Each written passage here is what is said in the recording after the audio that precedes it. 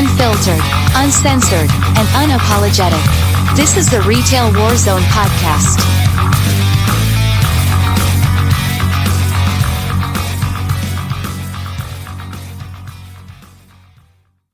We had a suggestion on Twitter when I was asking about different things to cover.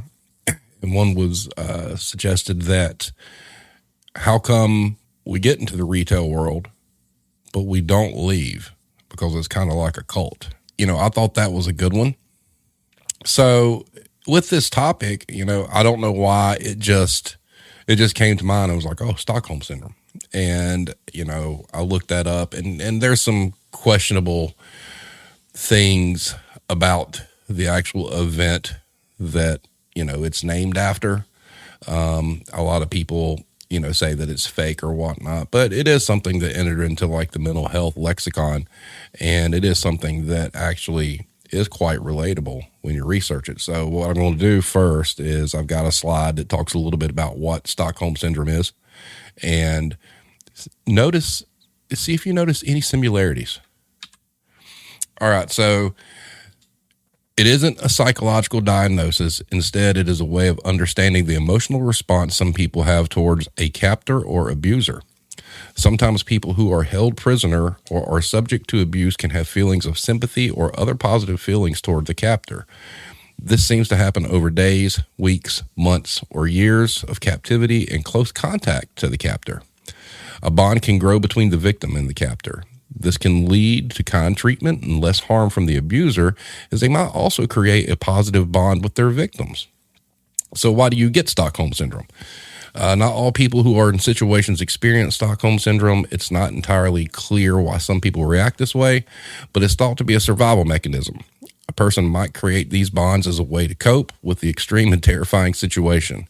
Some key pieces seem to increase the likelihood of a Stockholm Syndrome. These include being in an emotionally charged situation for a long time, being in a shared space with the hostage taker with poor conditions, e.g. not enough food, physically uncomfortable space, when hostages are dependent on a hostage taker for basic needs.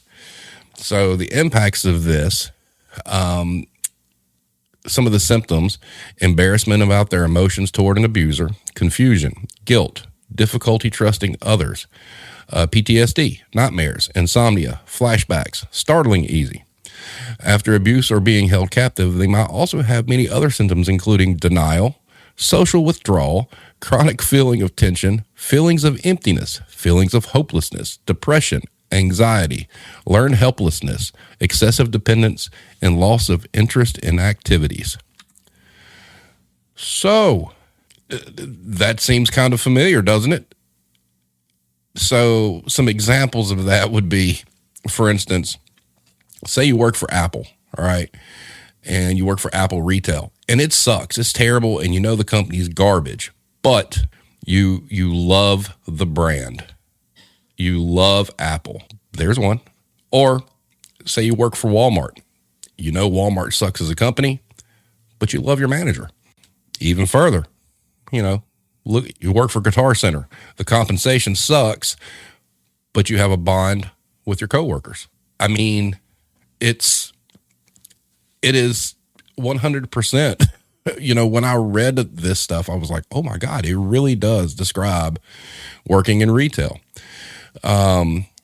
Let's see. Hybrid Hooligan says, currently on the road. Want to say, hope everyone has a good Thanksgiving and safe Black Friday. Safe trips back down south.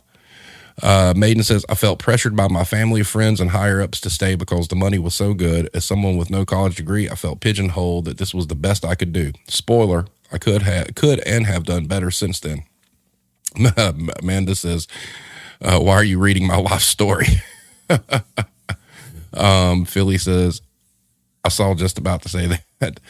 Joey, over here pays less than everyone else, but I like my coworkers and will feel bad for leaving them. There you go. That right there. That's a prime example. So when I was reading these things, and I was thinking about, like, you know, my own mental health, you know, during my entire management journey.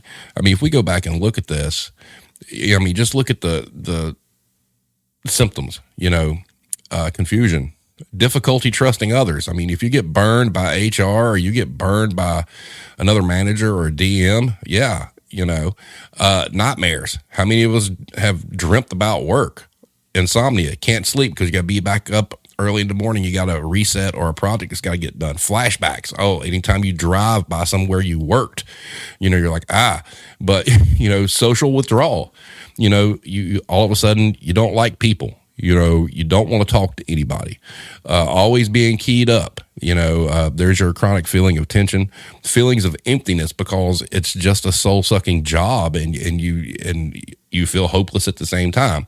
Depression and anxiety, obviously, loss of interest in activities because you get home and you don't want to do anything. And when you look at the why do you get it, when hostages are dependent on hostage taker for basic needs, getting paid. I mean, and as far as it being an emotionally charged situation, look at what time of year it is. I think that sums it up. I mean, and this isn't some brilliant Steve thing. This was just kind of like, let's go check this out. And I'm reading it. I'm like, holy shit. I mean, this really describes it to a T. I mean, does anybody disagree with that? So having said that, how do we get trapped? And kind of to piggyback off of what Maiden says, I've said this before, and this was told to me many, many, many years ago. And it was, retail will never pay you what you're worth, but they'll pay you just enough to keep you. And that's true because, I think there's some reasons why we get into the business and why we do not leave. One of the biggest things is there's been no really, documented path or instruction on how all the different skills you learn being in retail are transferable to other industries. There's little blurbs here. Oh, you deal with writing people up. Oh, you got HR experience. Well, no, you don't have a piece of paper that says, you have a degree in HR, so that doesn't transfer. Customer relations, you just because you work retail doesn't mean you get to go work for a PR firm, even though that you have those skills. So there's no roadmap. There's no pathway that gives people hope that they've been doing this for so long and all the things they've learned and done, they can take that to another industry. And Mariah Carey says, you could do wicked good as a police negotiator. Probably so. And Hero has a good point. The lie of, I put up with it this long, that must be worth something. And then you find out when you hit the wall, it's not worth anything at all. But, so when you don't have a clear path forward, and even jumping from like a store level to a corporate level, look, there have been a couple of times I've worked places, I always wanted to get in like planogram design, store set design, stuff like that, and had tons of merchandising experience and whatnot. And there were internal job boards that have these jobs posted, and I'd apply and never, ever got a call back. Nothing. That ceiling, of being able to make the jump from a store to corporate is damn near impossible unless you know somebody, which is, pretty much everything these days is who you know. It's not how good you are. Let's see. Irish says, at least the hostages in Stockholm were released. True. Amanda says, I've been told I will be a good corrections officer. You would be frightening. Philly says, it's absolutely right. We have to de-escalate situations with a hell of a lot less than cops and on a daily basis. That's true. But, even though that's a great skill, I mean, you have nothing to back it up. I mean, they want these pieces of paper saying that you've got a degree, and it's like, it just doesn't work that way. So there's no clear path forward, for people that are in retail. Another reason is, in a lot of these situations, sure, you might want out of retail, but unfortunately, especially if you're management, you can't afford to take the pay cut to start over at the bottom in another industry. You just can't. I mean, it's by that time you've established, a certain standard of living, and, you may have a family, you got bills, that have accumulated through the years. I mean, you've got a car payment. All these things were done, based off the salary that you're making, and you can't move forward and you can't break free. And then another one is just fear of failure. I mean, I think that, you get scared that, trying to get out, what happens if you fail, especially if you have a family? I mean, that's a horrible, that's a different kind of stress that you have to deal with. So, I mean, there's a lot of reasons why. And I don't think it's because you're comfortable, obviously. I mean, it's a very uncomfortable industry, especially now. Iron Maiden says, my old boss told me that I couldn't go anywhere else and make what I made there. So it became, can I really leave and survive? Yeah, exactly. Proto, good to see you. Good example. I applied for that store manager, never had an interview or conversation with a DM about it, but we all know he saw the application. Yeah. Hello, Amy. Good to see you.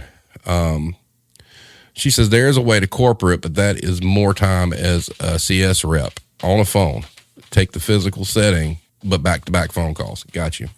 Amanda says, reason why I'm not using my degree, money. And that's another thing. There's a lot of degrees out there that you guys are getting that, back when we had the episode about drugstores and I had my friend Chris on, I specifically remember when he graduated college and, he was working for Sears and, he was going to go get a teaching job, and then Sears approached him and said, hey, you'll make this much money if you take this manager position.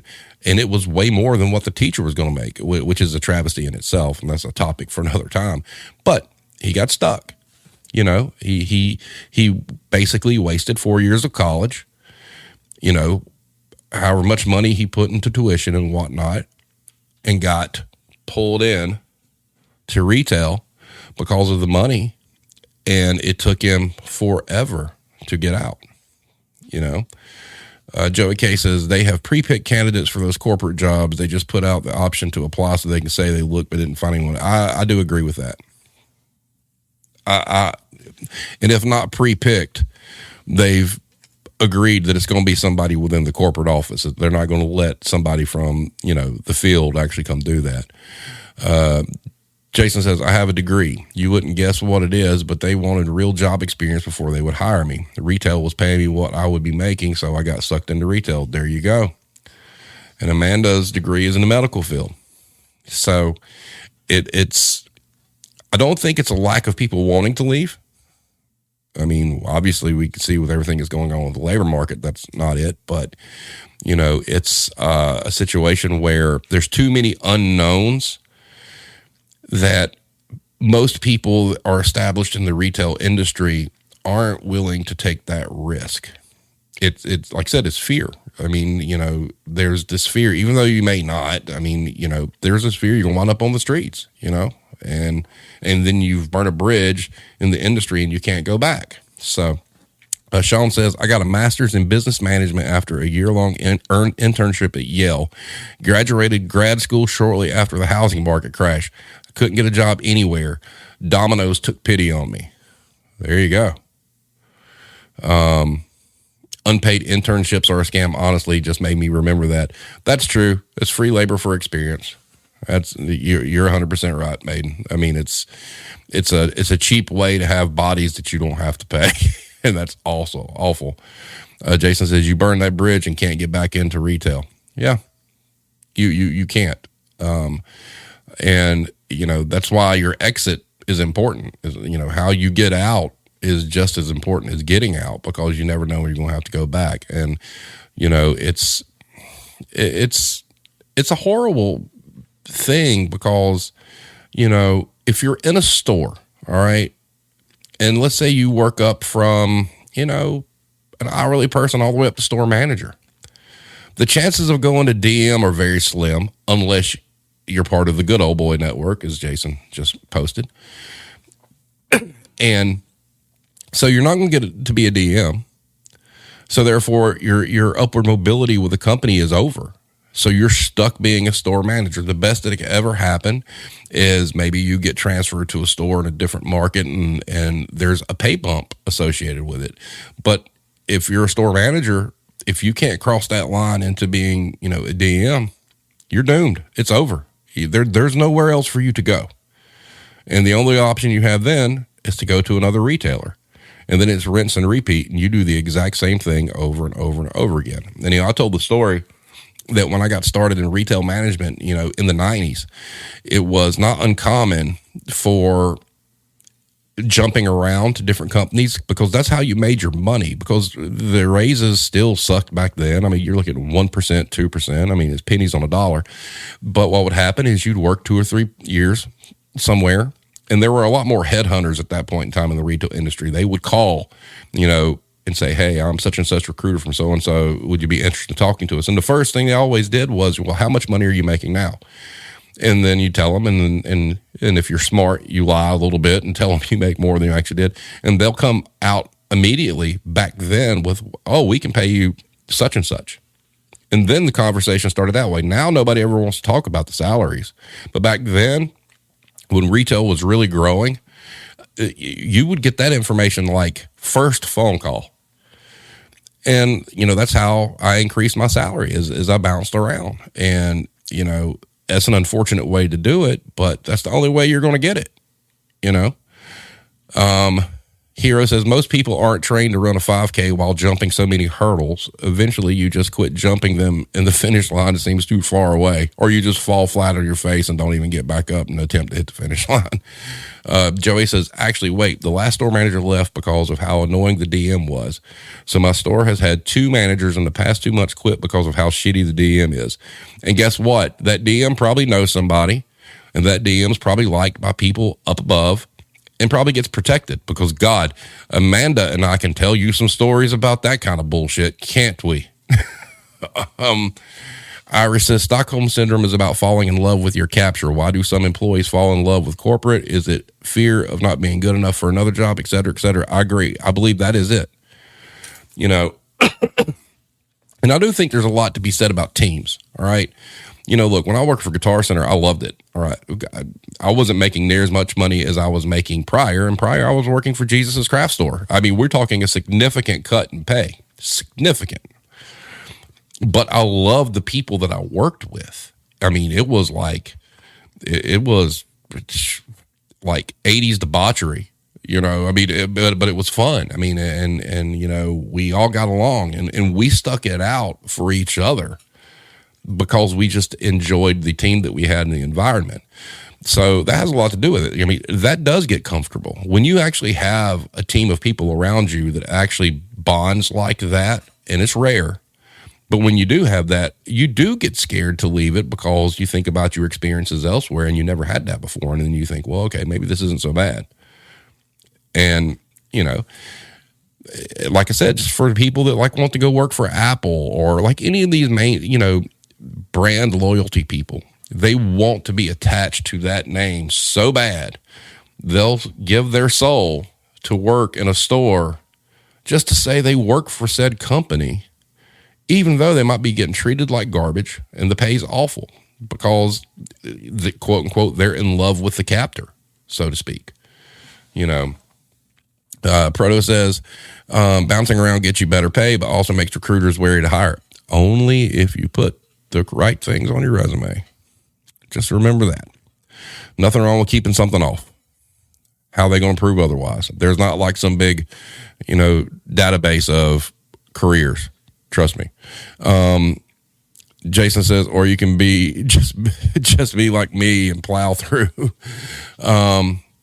Sean says, I think part of the issue is how people think of employment. People think they're lucky to have a job at all, and that mentality makes them put up with all kinds of BS. That's true.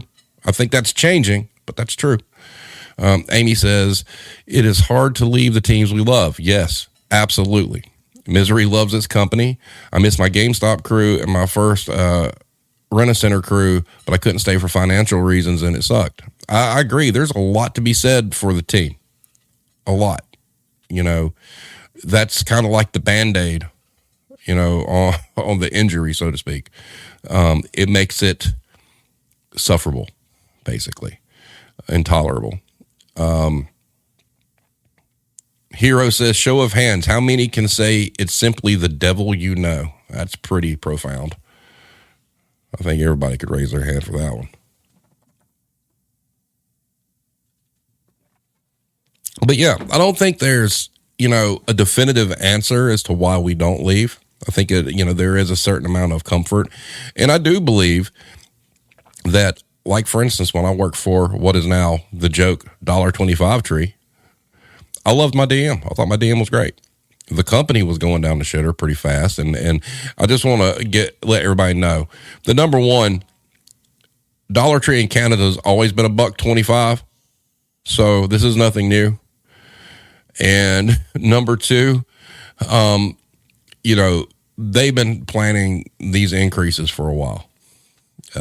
Yeah, it does have a lot to do with, cost and stuff like that. You got to think. The one thing I will say about Dollar Tree is this. Look, when you guys go into a Dollar Tree and you see all that frozen food and like lunch meat and stuff, spoiler alert, they make no money on that at all. They sell it at flat cost. They sell it just to get people in the building. Where they make their money is on like paper plates and paper towels and toilet paper and stuff like that and all those party goods. But there's a lot of stuff in that store that makes $0. Zero. And so it was bound to happen that $1.25 was going to hit. But I mean, you're talking about a quarter. So, I mean, I know every bit counts, but I mean, it's not like they went up to like Dollar Tree went to like Five Below kind of prices. So, but yeah, and also understand that Dollar Tree, when they purchased Family Dollar, bragged internally about how they were going to pay that loan off so quick. And when they did that, Dollar Tree and Family Dollar combined, believe it or not, is the largest amount of stores in the United States. So it's technically the largest retailer in the United States. There's more of them than there are Walmarts. Think about that for a minute. But, the sad part about them going up to $1.25 is it's a known fact that Dollar Generals, Dollar Trees, Family Dollars, they're very exploitative of low income areas. So when you look at it from that way, yeah, you could say it's a quarter, but in the grand scheme of things, it takes 4 items to spend an extra $1. And a lot of those neighborhoods they, prey on, that means a lot. So, Jason says, not like Dollar General. Nothing in there is generally $1. Nope. Joey says, Dollar Tree is the place to hit up before a party. Get all your mixers, plates, cups, and snacks. Also, that's where the kids come to buy their movie theater box candies before they go to the theater. So that's true too. And that's where a lot of people come to steal. And that's a terrifying thing. Mariah Karen says, some of the best sellers at my store make less than a penny profit and are only there to get you to buy the shit that's like 99% profit. Yeah, 100%. Correct. Like I said, that's why Dollar Tree sells the frozen food and stuff. It's, it gets people in the door. They're hoping that, as these people are buying, a shopping cart full of dollar baloney, that, oh, well, shit, I need paper plates, or, oh, shit, I gotta get toilet paper. And that's where the money comes in. And trust me, they make they used to. I don't think they make that much now because there was a helium shortage, but boy, balloons were profitable as hell. Extremely profitable. Amy says, Dollar General in my hometown took the place where the video rental store used to be, and I am heartbroken. Yeah, I mean, God, Dollar General, from an exploitation standpoint, they're really worse than Dollar Tree. And they'll put, we've all seen the memes. They'll put Dollar Generals just about anywhere. They'll put it on like some road with nothing but trees. There's one lot that's cleared. The Dollar General's on it. There's no lighting. It's like a Jason Voorhees, playground. There's no security. It'd take forever for cops to get there, but by God, they'll put one, and they'll make sure they only have one person working when they close the building. Irish says, Mariah Carey says, saw that today, no helium. Yeah. The medical field gets first dibs on all helium. And actually the helium that party places get is like a really crappy, like remnant of like real helium, is the way it was explained to me. But yeah, there was nothing worse than like Valentine's Day coming, and we used to joke and call that Balloon-ageddon. And the helium guy would show up and bring in like 20 of these huge tanks of helium, and you got to like try to find a place for them. And then there was a thing, somebody somewhere knocked one over and the cap came off, and it was just like in the movies, and it shot off like a rocket. It went through a wall or something. So, their idea of safety was you have to have a chain wrapped around them, attached to the wall. So that was fun. Irish says, why do you think that retail resumes are not as transferable to other industries despite lots of transferable skills? Is it a stigma that retail is viewed as less than other jobs? Yes and no. I don't think people know how to properly write a resume, myself included. I mean, I haven't really tried, but how you can take each individual skill set you've learned through your career and mold it into a resume that, a bot will be able to pick up on all the key points. And that's the thing. There's nothing out there research wise that helps somebody in retail who has these skills. I mean, think about it. All of us did payroll. Do you think we can waltz in and be a payroll manager somewhere? No, we can't. But God, if you've been a store manager, you've been doing payroll for decades. So, I mean, it's not like, and you've probably used just about every system in the world. I think we're all familiar with Kronos now because they're taking over the world. If you use Kronos for 3 to 5 years, there's no reason why you can't be a payroll manager because that damn program does it for you anyway. So I don't know. I mean, I do think it's looked at, as like a lesser business. And I do believe that it's looked at as low wage, lower potential individuals, and you don't fit in with their white collar crowd. I think that's a huge part of it.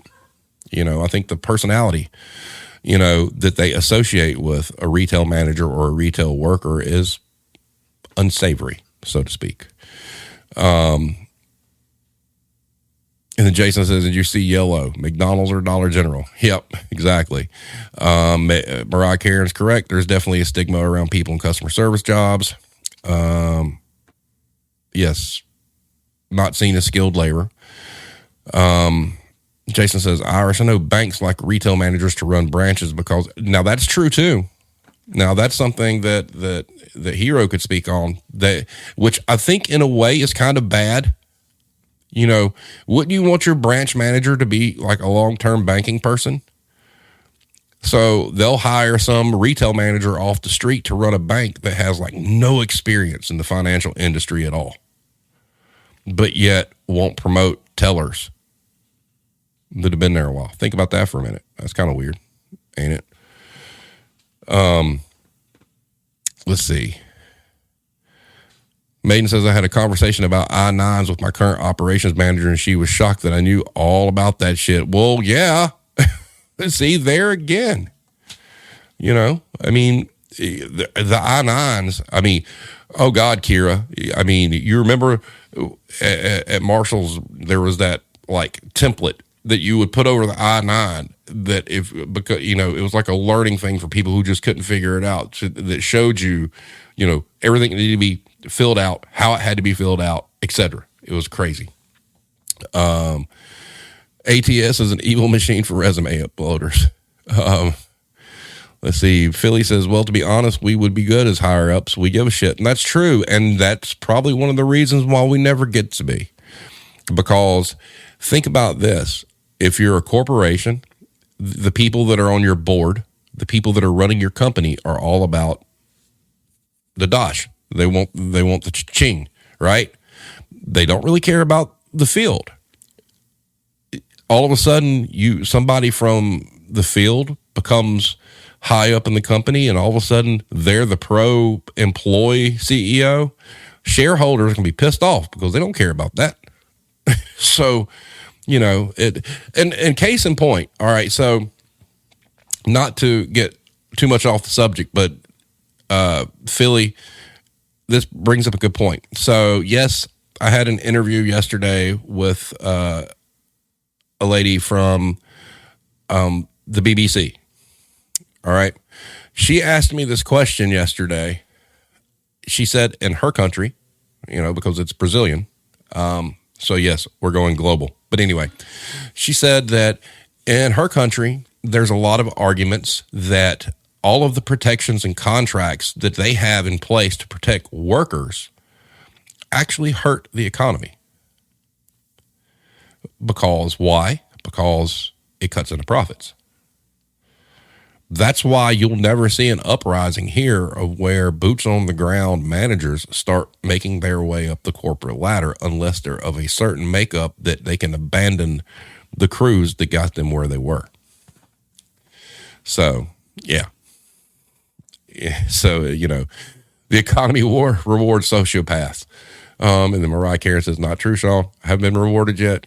Sure you have. You work for a great company. Joey says, to Hero, is it really worth it to have everything crash 8 times a day and make the whole process for customers 3 times slower? I think at this point in time, a lot of us here wouldn't care if the customers had to wait an entire day. I think we're pretty much sick of all of them anyway. Going back to that whole, it makes you not trust people. Customers are awful right now. Awful. I mean, hey, look, in my line of work right now, I got to witness, an entire town almost riot because we didn't have cranberry sauce. Oh, should have shopped earlier. You should watch the news. There's this whole shortage thing. You were warned. It's not our fault. Ooh, that's a good one. Irish says, in terms of the Stockholm Syndrome, do you think upper management and corporate are hostages or captures? I want to say captures that have been converted, brainwashed. That's where I think the cultish part of it comes in. Once you hit corporate, you're not a captor. You're part of a cult. What's up, baby handsome? That is the individual who suggested this topic. So welcome. This is your house. But yeah, I think that, the comment that they made in suggesting this was about it being a cult. And I think where the cultishness comes in is at the corporate level. Everything below corporate is imprisonment. Everything above is Jim Jones drink the Kool-Aid. We'll die on that hill. Whatever the company says, the company be like, okay, we're just gonna buck the system and we're gonna pay everybody less than minimum wage and we're gonna see if we can get away with it. And they'd be like, yay team. They would follow them into a volcano kind of thing. But I think that's the difference. It's just kind of sad. And when you look at it that way and you look at the labor movement as a whole, I mean, that's really where the divide is. The divide's between the captives and the cult leaders. And there's no, middle ground. And now it's a war between the two. The captives are breaking free now. And that's the one thing, we talk about how you get stuck and you don't want to leave, but by God, something has happened in the past 365 days where people are actually taking the risk and they're walking.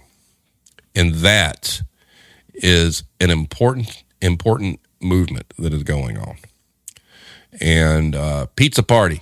Yeah. Pizza parties taste like ashes. Ha! Yeah, exactly.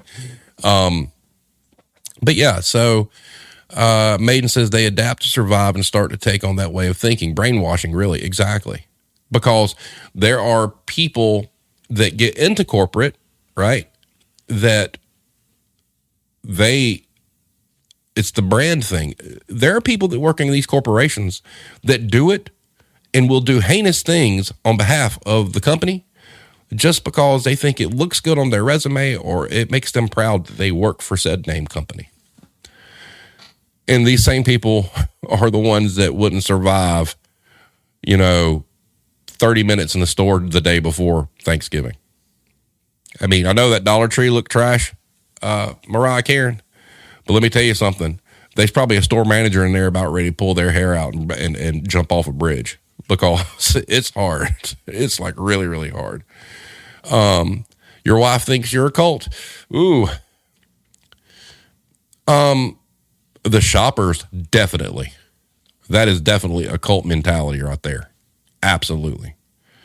Joey says, I mean, I do give a fuck about customers, but corporate obsessed with doing anything to make sure the customer aren't slightly inconvenienced. Yet they use like Linux version 1 and a 0.5 kilobyte router to run everything. Yeah, and what they'll do is that they'll blame it on the store somehow. Oh, there was like a box of like, you know, stock on top of the Cat 5 cable, and it's the store's fault. But here's a gift card, you know, and that's terrible. Oh, she says the retail war zone is a cult. Cult of personality, maybe. I don't know. Not a cult. We're part of a movement. We're part of a bigger thing. And, you know, we are a platform for people to come on here in this chat and do the things that we're doing right now. Now, if I start, you know, chanting and wearing sunglasses on stream and start doing like really weird shit, and your wife might be right. But for now, we're good. We're straight. No cults here.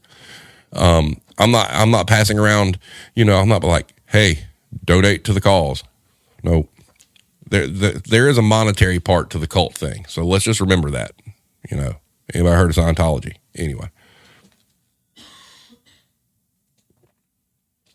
Oh, she knows. She wants to be part of it. Speaking of which, is she still down for the spouse episode? That's another thing, guys. Irish had made a suggestion about doing an episode where I could have, you know, some spouses of some of us come on and talk about, you know, their side of it, you know, what they've seen us go through. And I think that would be an absolute fantastic thing to do.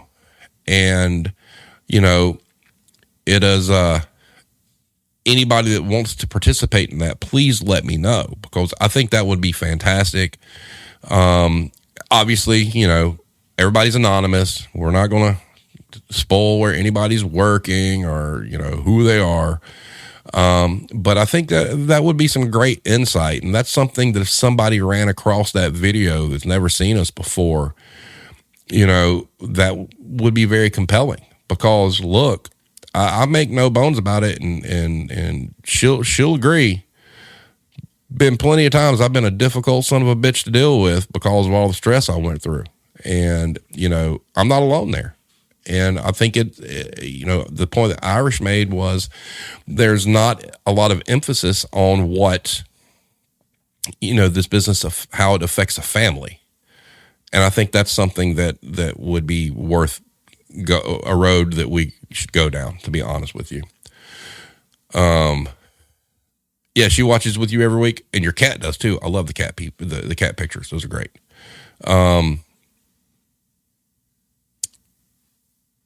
Baby Handsome says, my husband would be able to share that I came home crying most nights. Hey, look, I'll take any volunteers. And like I said, I mean, it's not going to be a shaming thing. It's like, people need to know. People need to know, because I can tell you there's nothing like that out there right now. I mean, there's nothing out there right now like what we do. Okay. But some of the topics, like a topic like that, I can promise you there is nothing out there that has covered that. And to have people on and tell their own personal story about what they witnessed their spouse go through, or the challenges that their relationships went through due to the demands of the retail business, I think is something that is, you know, I got no problem with that being a 2-hour show. I mean, that deserves some time, you know. So if any of you out there want to do it, please let me know, because I think that would be great. I think it'd be extremely enlightening. Amy says, mine would just say, I drink less and I am less angry. You know, when you guys were on, Amy, one of the things that got brought up is there's a common thread to, after you've been in it so long and got burnt, one of the behaviors, the anger. I mean, the anger is real. And it's not something that you can tangibly explain to somebody why it's there. But by God, your family knows. I mean, you're just mad at the world. And people have a hard time understanding, you know, well, the job can't be that bad. You ever done it? Chances are, no. So you don't know. Grumpus. she calls me. Nice. Jason says she can tell you how my health is because of retail. Hey, if you want to have her on, we'll do it. And like I said, now I'm a little bit more free to do stuff, so it doesn't always have to be a Wednesday. That's why you've seen some Mondays and some Fridays. So, you know, it doesn't have to be a Wednesday night. I mean, we can work this out to where we can all do it, you know. Amy says the anger was real because I felt like I was giving everything I could to those companies and I got absolutely nothing in return. Yes, there's that feeling of emptiness and helplessness from the Stockholm Syndrome. So see, circling back to the topic, as we discuss these different things, you can literally just match them up, you know, to the symptoms of proposed Stockholm Syndrome. And that's frightening. I mean, think about it. And, you know, a lot of it too is, I mean, we're slave to $1. I mean, that's really what it is. I mean, we've got to have money. And, you know, that's the thing. I mean, we're dependent on these companies to provide for us. That's a horrible place to be. I mean, horrible. I mean, unfortunately, that's just how life works. I mean, you got to work, you know, but, you know, it's very telling. And like I said, I was really kind of floored this morning as I'm going through all this stuff and I'm reading all these symptoms. I'm like, holy shit, man, I got lucky on this one. This was like dead on. I had no idea that it was going to be at all. Russell, good to see you. Says you're at the top of the store, but just a pawn in the game. That's how life is, not just retail. That's true. But you do have the opportunity to change that. There are risks involved. Okay. And look, some of us are lucky. All right. I'm lucky to be doing what I'm doing now. Not everybody has the option. I know, Maiden, you're much happier and you have a much more fulfilling, you know, career, and it can be done. You know, the biggest thing I would tell everybody is there are, you know, things you're going to have to give up mostly, you know, to fully get out and find some peace. You know, you're going to have to make some concessions. And, you know, at that point, it just becomes whether or not it's worth it to you to do that. Iris says, I was stuck in the Stockholm Syndrome in my own family. To my family's detriment, I believed in the opportunity. Yes, that is, that's the key, you know, they always pitch the opportunity. And that's why I really enjoy seeing, like with the anti-work movement and whatnot, this whole thing about, you know, people having the balls to go into interviews now saying, hey, well, how much are you going to pay me? You know, or challenging them on like, okay, you know, you want 3 references from me. Can you give me 3 employees to talk to, you know, to tell me? I think that amount of ballsiness and that kind of thing that's going on now is really going to help with this whole situation. But it's a slow burn. It's not going to happen overnight. And I do agree, you know, Hero and I talked about it, and then when Berserk was on, we talked about it too. It really is a waiting game to see which side is going to blink. And I was even asked that yesterday. You know, she's like, you know, who do you think is going to blink first? And I'm like, I don't know that answer. I hope it's the corporations, but just the fact that in 2 years' time, we're now at this point shows that progress is being made, that we can eliminate the Stockholm Syndrome of being in retail. We can make it, you know, be something worthwhile. And I'll die on the hill, you know, in a couple of interviews I've had talking about, you know, people don't understand if one company would just go from being so customer centric to employee centric and actually taking up for their workforce, that will go a very long way with starting a change in the industry. It's just going to be who's going to have enough balls to risk the loss of profits by doing that. And it's coming. Somebody's going to. I don't know who it's going to be. It probably not going to be small, you know, but it's going to happen. Baby Handsome says, how about that Amazon commercial showing how they helped their worker become a nurse? I have not seen that one. What else we got here? Amy says, it's hard to get out of the syndrome. Once you get out, you realize how traumatized you were. Yes, I agree with that. it's once you do get out and you have time to reflect, you all of a sudden realize, holy God, I put up with that for how long? I was treated like that for how long? And do I have anything to show for it? Most of the time, no, not at all. And that's the bad part. And you're 100% right, Amy, on that one. I mean, when you do get out, that's when it really hits you how bad it really was. And that's a tough pill to swallow too. And but it's it's always about how you respond, at that point. And I agree also, there needs to be a university study on people who have worked retail long term to study this type of Stockholm Syndrome. I got somebody for that. Actually, Vanessa, who was on, has a degree in I don't want to botch it. I don't want to misspeak, but she has a degree in basically behaviors. All right. And she had pitched an idea of really, from a academic behavioral standpoint, why people aren't going back to the workforce or why people are leaving these jobs.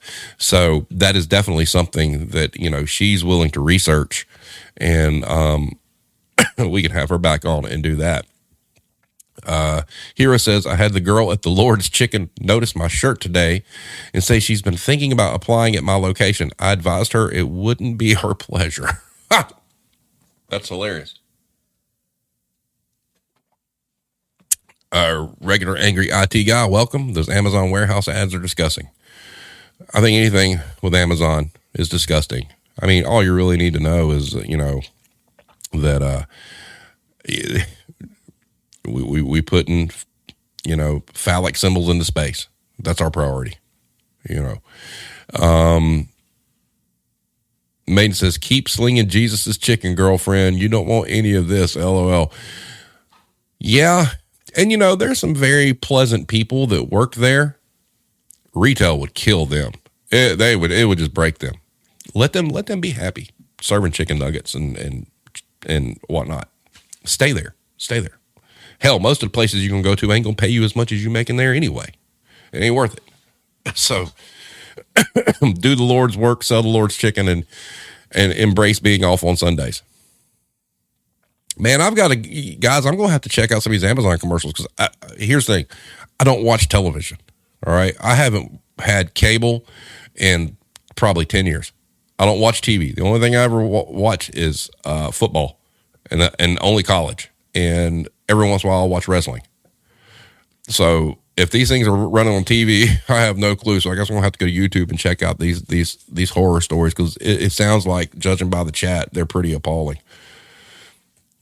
Seeing how he's made enough money this year that, probably just the interest on his bank account could feed half the world. 100% Amazon is fucking awesome propaganda. That's, well, yeah. Well, let me ask, all right, since we're on this, who's the lesser of two evils, Bezos or Musk?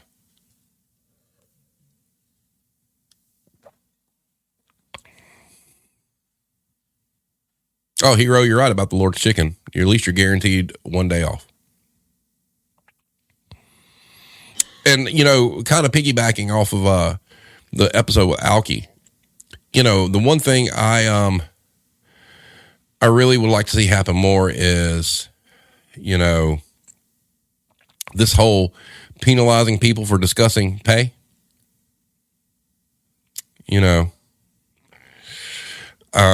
I think that, that should be normalized. I think, if you're operating above board as a company, you won't care if your employees talk about how much money they make. But if you're trying to hide it, a problem. Musk, at least he encourages competition. Oh, good point, Amy. Lives in Texas and not far from either Bezos or Musk operations. They're both the same type of evil. One just has some semblance of people skills. Oh, good point. Just wait until the long-term associates age out. Iris says they are two cheeks of the same arse. Oh yeah, you did send me that. My bad. Musk is a toilet who grew up rich on family money from mining in apartheid Africa. You know, the only thing I will say about it is, I admire the push to go to Mars. Because from a little boy, I've always been into the space program and like UFOs and all that stuff. So I'm interested to see where that goes. But it would not surprise me that if he turns into like Dr. Evil and like winds up saying I'm the king of Mars or some shit. That would be hilarious. Oh, that is good, Maiden. Arrogance masquerades as brilliance sometimes. Wow. So let me ask. We're on this topic about the Stockholm Syndrome. How many of you in the chat have tried to get out of retail and go to another field, but were never called back, never interviewed, never had any contact? I mean, are we under the assumption that we can say that if you worked in retail for a long period of time and you're applying for jobs in other fields, they're just ignoring you at this point?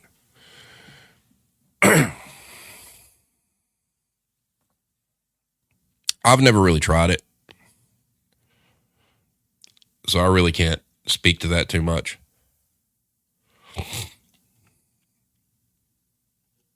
Amy, how far do you live from Gaylord, Texan?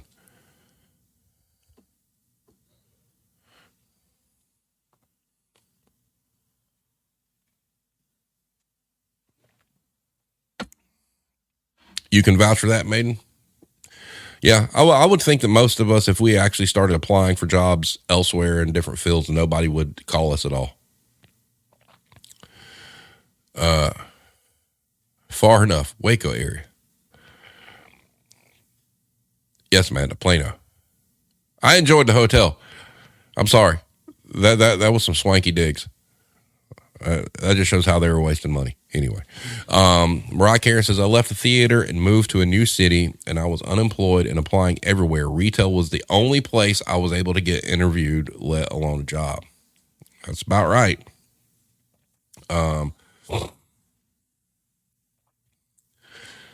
Joey says, I've gotten to the point of looking at other fields, but then I see what people go through in the recruiting process and say, never mind.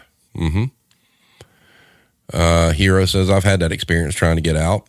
Irish says, a few times, one interview mostly ignored. So, I guess there it kind of proves the comment earlier that there's a stigma, obviously.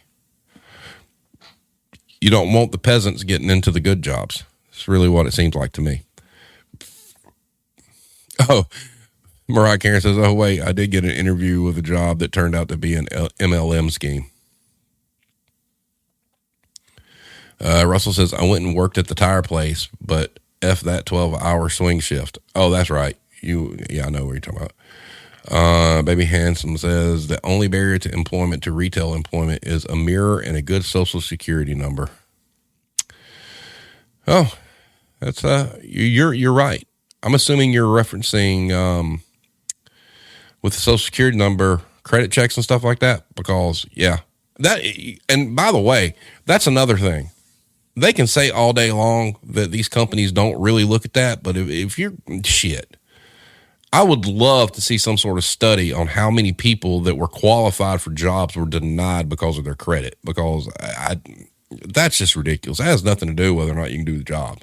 But there are literally companies out there that believe that if you have a bad credit score, you're going to be a thief. I mean, and that's something that definitely needs to change. That's a topic we should discuss one night. So this has been an interesting one. By the way, guys, if you didn't see the post, next week we get to have an actual former human resources manager on. I was able to finally pull it off. Now, this person in discussions is actually a pro employee, former HR person. And I found them on Reddit on a post that they had on Anti-Work talking about things that you should not do. And it was good information. And they closed out their entire post with get unionized, because businesses are terrified of unionization because it disrupts the profit machine. So, yeah. So we get to have us an HR person on next week. So be kind, because this is not your typical HR. But has some experience with it when I approached them and I sent them links to everything and whatnot. They're, I want to do this. And I'm like, okay, whatnot, it's good. And Wednesday was fine because, like I said, they're former, and they'll go into their story when they're on. So because they're former, they have next week free. So Wednesday just happened to be the day. And, but yeah, that will be a fun one. Let's see, what's terrified. Managers are taught to bust any union activity. Oh, I know. We've talked about this before. Man, if somebody mentions a union in the building, and as a manager, you tell your DM, all of a sudden it is like this SWAT team from like Mission Impossible coming through the ceiling, and they got, they're like stormtroopers, and it's like this big movement to talk to everybody and tell them about how bad unions are. And if any of you guys didn't watch last week with Alki or listen to it, please do that, because that was a fantastic episode, and we're going to have him back on again to do like a Q&A. He is, if you haven't subscribed to his YouTube channel, please go do so, because he has some great content. Amy says, I will be nice because they are former. I want all the tea from the HR office. Yes. Mariah Karen says, heard on John Oliver that some companies slam into busting mode. It's just the phrase living wage. Living wage thing, it was an eye-opening experience. We had Nick Kalshon, when we did the minimum wage episode, because I didn't know. And I went and looked. I mean, he was right.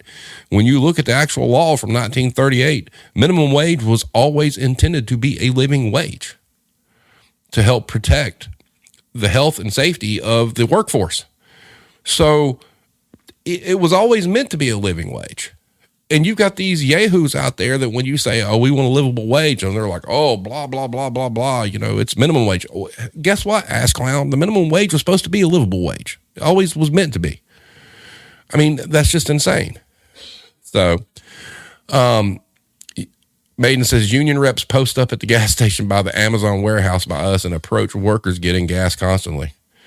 Hey, look, I think that's what it's going to take, and in some of these interviews I've had and just doing the podcast and whatnot, one thing I have noticed is a lot of people asking about unions that never did before. They're curious as to what it's about. They're curious as to, can this help us? And I think Mariah Karen, you had a great question last week talking about if you're working for a company who the wages are good and everything's, that they seem to be moving in the right direction, was it still worth organizing? And I thought his answer was perfect. You're happy with it now, but a union makes sure that you're going to be happy with it 5 years from now.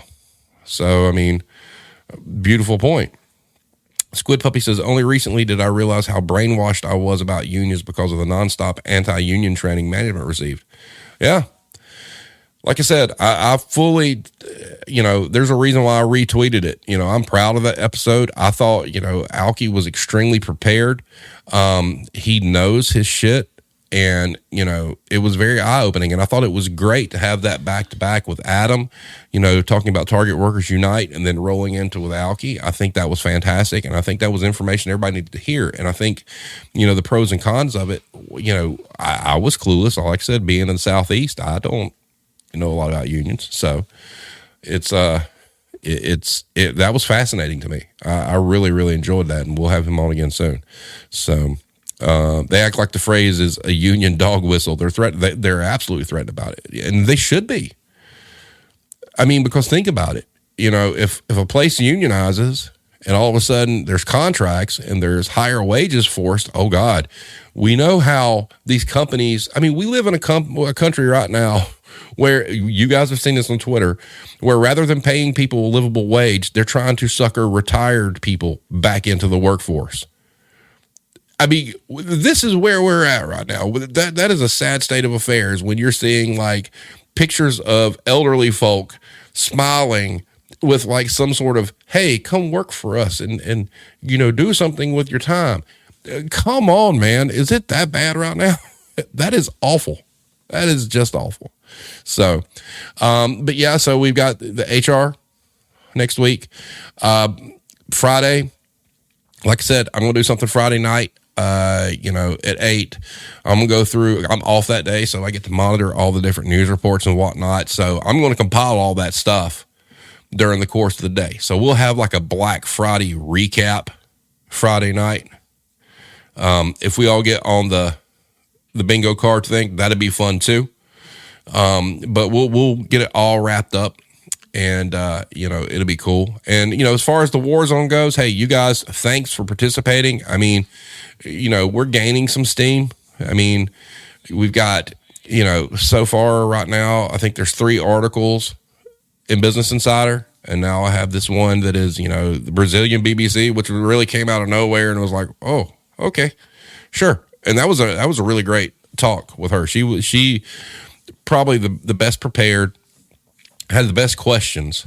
I'm really anxious to see how this article comes out, and it probably will be one of those that you'll have to translate it via Google Translate, when you right click on the website or whatnot. But I mean, hey, it's kind of neat to talk to a DC correspondent for the BBC in Brazil. So, hey, good stuff.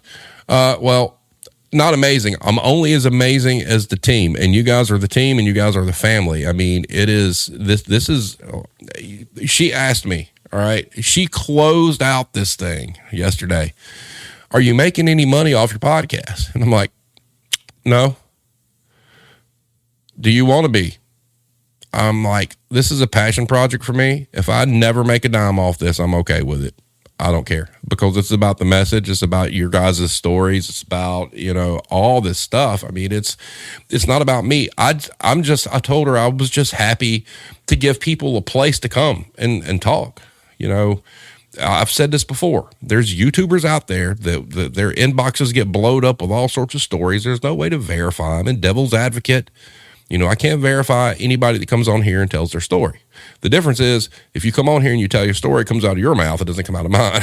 But, it's more about having people on and let us hear your experiences, because I think that's what's important. And it's not one size fits all. I mean, yeah, retail sucks, service industry sucks, but everybody's situation is a little bit different. I mean, you think of some of the people we had, like when we had H on, the Apple episode. And then we had the gentleman that worked in the wire place. Some of the stories we're starting to get are, hard hitting. I mean, we had the chat ready to get torches and pitchforks and go after people. And, it gives people some, somewhere to go do that totally anonymously. I ain't going to blow nobody's cover, and get the word out. And that's what we're doing. And, it's, as we keep moving, we get better and better people on. Yeah, of course, we would love to have Scott Seiss, but Scott Seiss is too busy flirting with the checkmark people on Twitter. I guess, we're too lowbrow for Scott Seiss now. If he wants to prove us wrong, tag him in the video. Come on, help the peasants out, so to speak. So, guys, listen, tomorrow's Thanksgiving. Some of us have to work. I'm working. A little bit different scenario than I have worked in the past, so I'm okay with it. But, to you guys over the next few days that are out there in the field, stay safe. And mind your six, so to speak, because there's no telling what's going to happen. And I'm hoping Black Friday goes off without a hitch. I really do. But, part of me feels like it's going to be awful. And I hope to God Friday night when we have a recap, I can say, well, we got nothing to report. That'd be great. And, but you guys stay safe for the next 30 days.